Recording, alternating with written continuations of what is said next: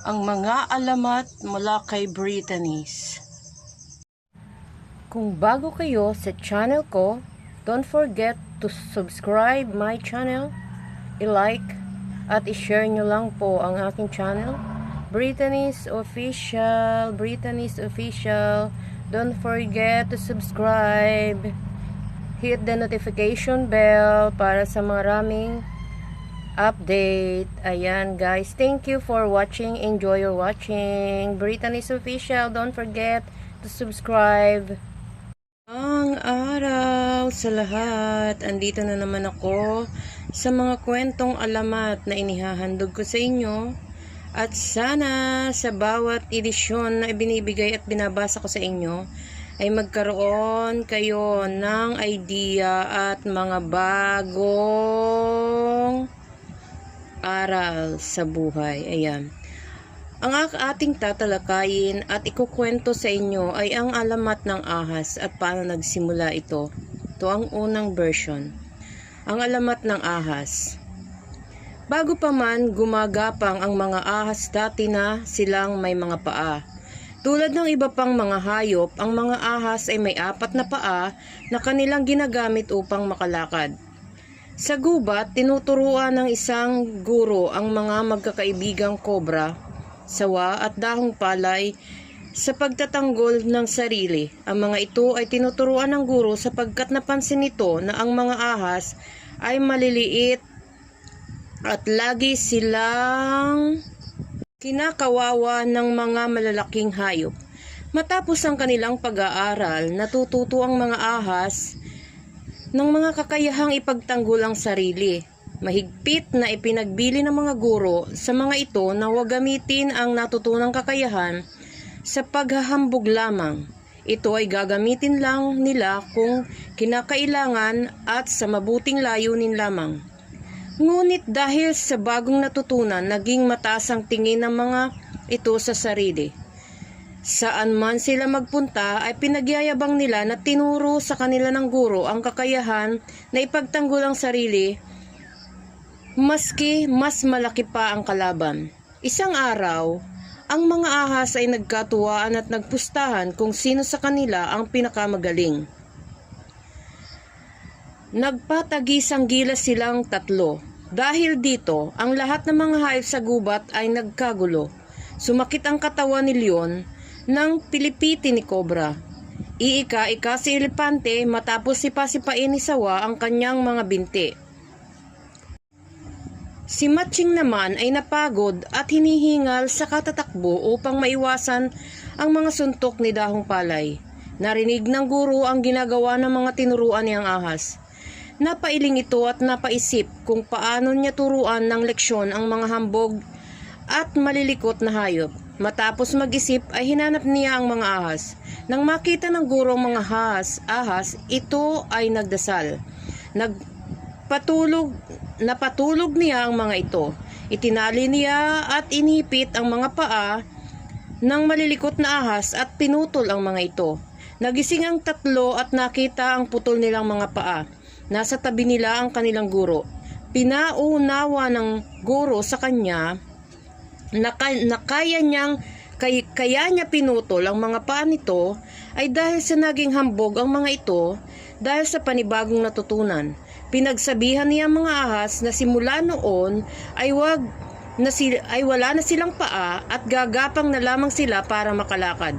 Hindi rin nila magagamit ang kakayahan sa pagtatanggol dahil hindi sila karapat-dapat para dito. Simula noon ay gumagapang na ang mga ahas dahil hindi na rin nila magamit ang kakayahan ng pagtatanggol at sa hiyang dinulot ng pagkaputol ng mga paa. Sila ngayon ay naging mailap sa ibang mga hayop.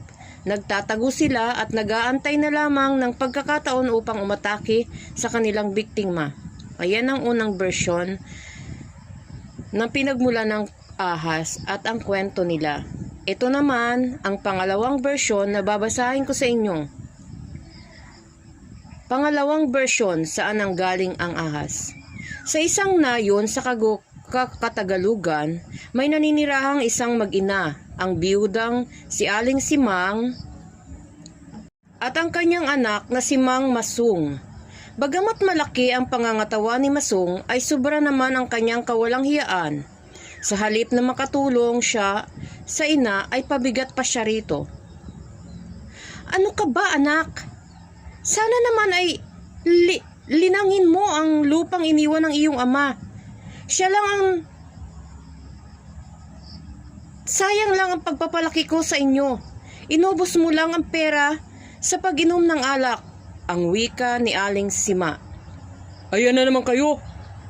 Pagod ako at huwag ninyong isusumbat sa akin ang binigay ninyong pera sa akin dahil sa tungkulin ninyong bigyan ako ng pera.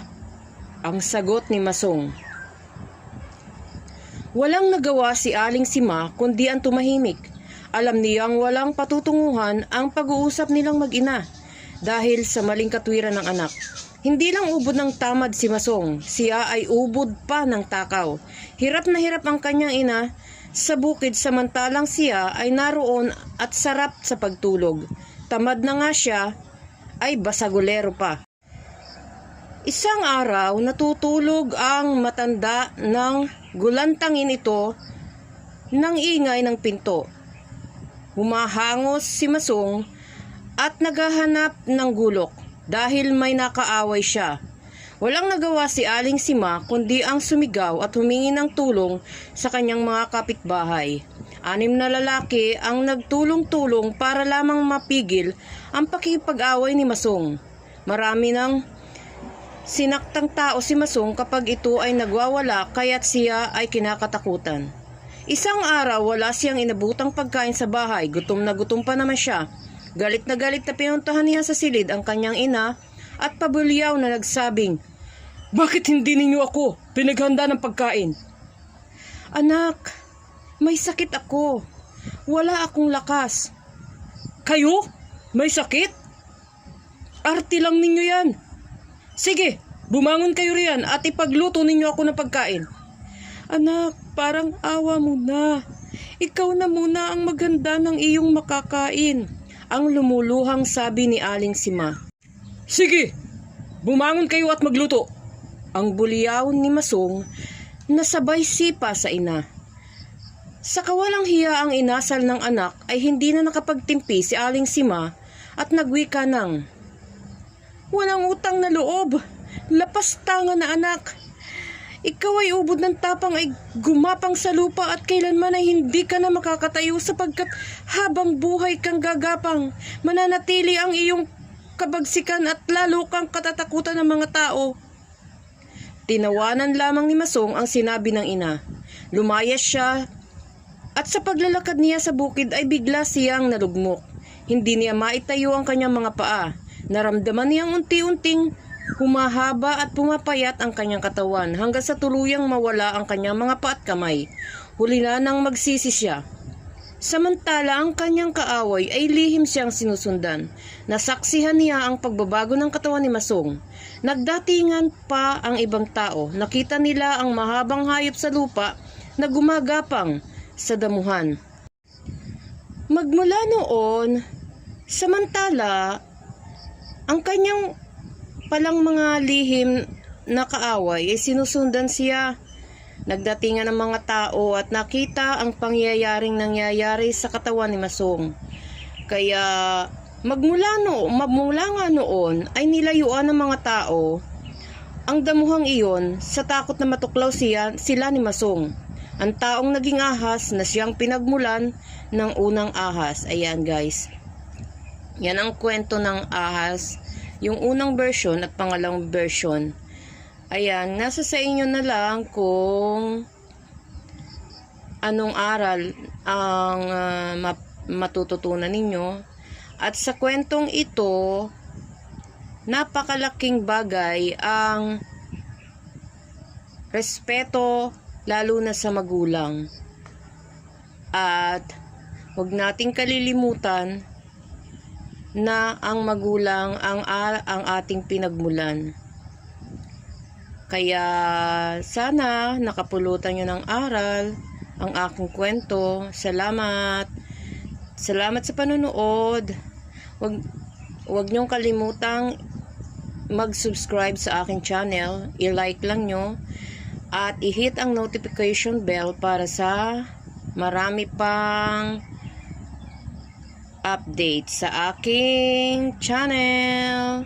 Goodbye. Have a nice day. Thank you for watching and listening.